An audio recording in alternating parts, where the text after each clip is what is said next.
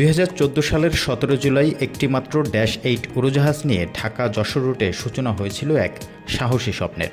দেখতে দেখতে পার হয়ে গেল 12টি বছর। সফলতার এক যুগ পেরিয়ে 13তম বর্ষে পদার্পণ করল দেশের অন্যতম শীর্ষস্থানীয় বেসরকারি বিমান সংস্থা ইউএস বাংলা এয়ারলাইন্স।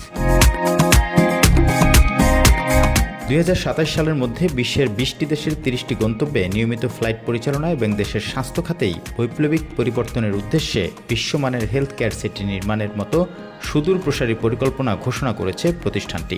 রোববার সন্ধ্যায় কক্সবাজারের একটি অভিজাত হোটেলে অনুষ্ঠিত সংবাদ সম্মেলনে ইউএস বাংলা এয়ারলাইন্সের ব্যবস্থাপনা পরিচালক মোহাম্মদ আবদুল্লাহ আল মামুন এসব কথা জানান।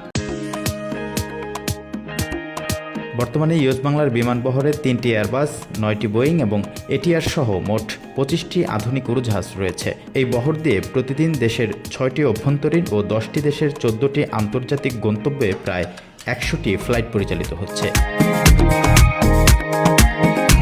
স্বাধীনতার পর দেশীয় সংস্থা হিসেবে চীন, ভারতের চেন্নাই এবং মালদ্বীপের রাজধানী মালেতে সরাসরি ফ্লাইট চালুর অনন্য গৌরব অর্জন করেছে ইউএস বাংলা এয়ারলাইন্স। এছাড়া যাত্রী সেবায় নতুন মানদণ্ড স্থাপন করে আন্তর্জাতিক ফ্লাইট অবতরণের মাত্র 15 মিনিটের মধ্যে ব্যাগেজ হস্তান্তরের প্রতিশ্রুতি সফলভাবে বাস্তবায়ন করেছে প্রতিষ্ঠানটি। বাংলাদেশের প্রথম বেসরকারি বিমান সংস্থা হিসেবে ইউএস বাংলা আন্তর্জাতিক সেফটি স্ট্যান্ডার্ড IATA এবং IOSA এর স্বীকৃতি অর্জন করেছে। পাশাপাশি বেসামরিক বিমান চলাচল কর্তৃপক্ষের দ্বিতীয় সর্বোচ্চ রাজস্ব প্রদানকারী প্রতিষ্ঠান হিসেবে জাতীয় অর্থনীতিতেও বড় ভূমিকা রাখছেন তারা। শুধু এভিয়েশন খাতেই নয়, দেশের বহুমুখী উন্নয়নে বেশ কিছু মেগা প্রকল্পের কথা জানান ইউএস বাংলার ব্যবস্থাপনা পরিচালক।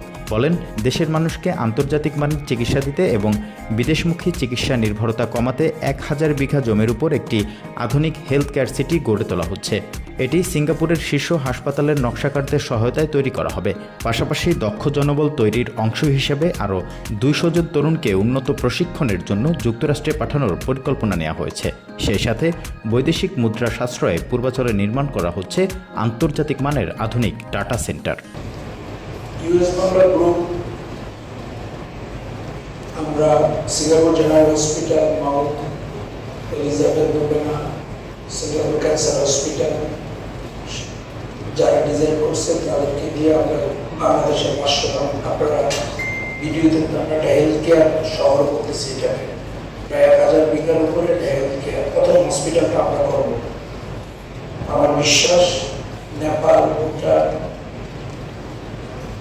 মিডল ইস্ট এবং ইন্ডিয়ান থেকেও এখন চিকিৎসা করতে হবে এই মানের হসপিটাল তৈরি করতেছে।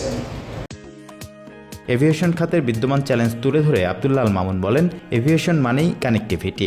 এভিয়েশনকে সমৃদ্ধ করা ছাড়া এই দেশ কখনোই উন্নত হতে পারবে না। বর্তমানে আন্তর্জাতিক রুটের প্রায় 75% ব্যবসা নিয়ে যাচ্ছে বিদেশি এয়ারলাইন্সগুলো, আর দেশীয় এয়ারলাইন্সগুলো পাচ্ছে মাত্র 25%।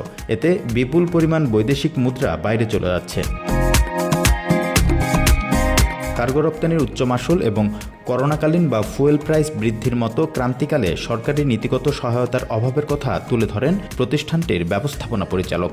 বলেন, ব্যাংকক ও দিল্লিতে প্রতি কেজি কার্গো পাঠাতে 5 সেন্ট খরচ হলেও বাংলাদেশে 25 সেন্ট দিতে হয় উল্লেখ করে তিনি এভিয়েশন খাতকে অগ্রাধিকার দেওয়ার জোর দাবি জানান।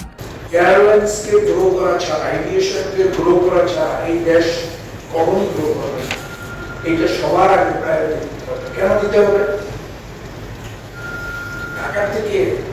ঢাকা থেকে যদি আপনি একটা কার্গো পটল, বাংলাদেশ থেকে পটল যায়, আম যায়, সবজি যায়, আপনি কি জানেন বাংলাদেশ থেকে কার্গো রপ্তানি সবচেয়ে এক্সপেন্সিভ। একটা সবজি রপ্তানি করবেন, আমাকে আপনি তো টাকা দিবেনই, তার আগে আপনাকে 15 আর 10, 25 সেন্ট দিয়ে দিতে হবে দুই পক্ষকে। দুই অথরিটি 25 সেন্ট নিয়ে যাবে। ভাই 1 কেজি পটল রপ্তানি করবেন, 25 সেন্ট যদি দুই অথরিটি নিয়ে নেয়, আর আমি এয়ারলাইন যদি নিয়ে নিই, এরপরে এই পটল দরকার আছে ভাই? যেখানে ব্যাংকক নেয় 5 সেন্ট, দিল্লি নেয় 5 সেন্ট, দিল্লির থেকে যদি একটা সবজি রপ্তানি করে মাত্র অথরিটি নেয় 5 সেন্ট, আমাদের এখানে নেয় হচ্ছে 25 সেন্ট।